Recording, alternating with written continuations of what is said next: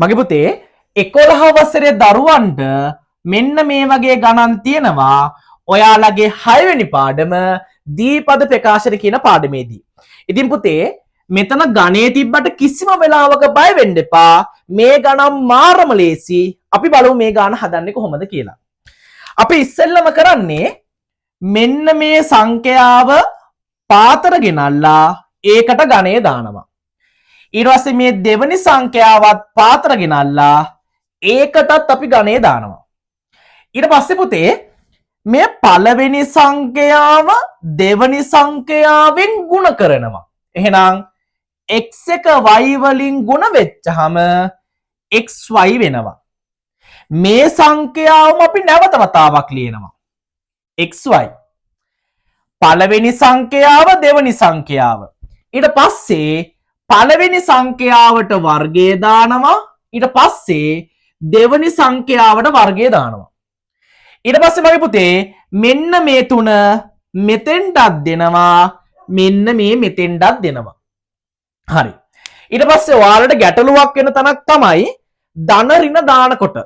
පුතේ ගානක එක්ක තියෙන්න පුළුවන්නේ මේ දෙකම ධන වෙන්න පුළුවන්. එක්ක මේ දෙකම ඍණ වෙන්න පුළුවන්. එක්ක පළවෙනි එක ධන වෙලා දෙවෙනි එක ඍණ වෙන්න පුළුවන්. එක්ක පළවෙනි එක ඍණ වෙලා දෙවෙනි එක ධන වෙන්න පුළුවන්. මතක තියාගන්න පුතේ සංඛ්‍යා දෙකම ධන නම් මේ උත්තර හතරෙම ලකුණ ධන. සංඛ්‍යා දෙකම ඍණ නම් උත්තර හතරෙම ලකුණ ඍණ. ඊට පස්සේ පුතේ පළවෙනි එක ධන වෙලා දෙවෙනි එක ඍණ නම් ලකුණ වෙනස් වෙන්නේ ධන ඍණ ධන ඍණ. පටන් ගන්න මේකේ ධන ඍණ ධන ඍණ. එහෙනම් මෙහෙම ධන ඍණ ධන ඍණ. පළවෙනි එක ඍණ වෙලා දෙවෙනි එක ධන නම් ඍණ ධන ඍණ ධන. බලන්න ඍණ ධන ඍණ ධන. අන්න ඔය විදිහට තමයි ලකුණ වෙනස් වෙන්නේ. එහෙනම් මේ දෙකම ධන නිසා අපි මේකේ ලකුණ දානවා ධන ධන ධන ධන. අපි මෙන්න මේ වගේම ගානක් නැවත තරම් අපි හදමු. බලන්න මේ ගාන මෙහෙම වෙන්න පුළුවන්. 3p ධන y වල ගණය. ඊට පස්සේ පුතේ කරන්නේ මෙන්න මේ 3p පාතට එනවා. 3p පාතට ආවට පස්සේ ගණය දානවා. ගැටලුවක් වෙනවා මේ ගණය අයිති වෙන්නේ p වලටද 3ටද කියලා.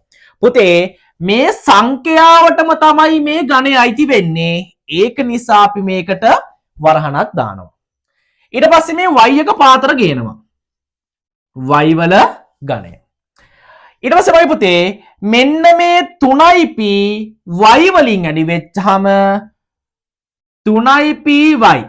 අපි මේකත් නැවත වතාවක් ලියනවා 3py. හරි. ඊට පස්සේ පුතේ අපි මේ පළවෙනි සංඛ්‍යාවට වර්ගය දානවා. ඊට පස්සේ දෙවෙනි සංඛ්‍යාවට වර්ගය දානවා. පුතේ දැන් පළවෙනි සංඛ්‍යාව මේකනේ. අපි ඒක නිසා එකට වරහණක් දාලා වර්ගය දානවා. පළවෙනි සංඛ්‍යාව මේකනේ. ඒකටත් වරහණක් දාලා දෙවෙනි එකට වර්ගය දානවා. මොකද පුතේ මෙන්න මේ සංඛ්‍යා දෙකටම වර්ගය අයිති වෙන නිසා.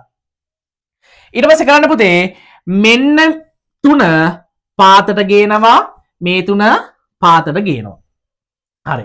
බලන්න ඊට පස්සේ 3 ගණය. 3 ගණය කියන්නේ පුතේ 3 ගුණ කිරීම 3 ගුණ කිරීම 3. 3 වරක් 3 9යි 9 වරක් 3 27යි. එහෙනම් 27යි p වල ගණය. ඊට පස්සේ බලන්න පුතේ මෙතන මේ වර්ගය කියන එක පීටත් අයිති 3ටත් අයිති. එහෙනම් 3 වර්ගය කීයද 9යි 9 වරක් 3 කීයද පුතේ 27යි. එහෙනම් 27යි p වර්ගය y.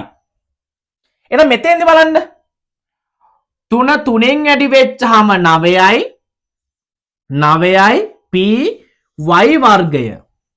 ඒ වගේම තමයි y වල ඝනය. දැන් ලකුණ ගැන බලන්න ඕනනේ. දෙකම ධන. එහෙනම් මේකත් ධන, මේකත් ධන, මේකත් ධන, මේකත් ධන. අන්න ওই විදිහට තමයි පුතේ මේ ගණන් අපි සරලව හදන්නේ.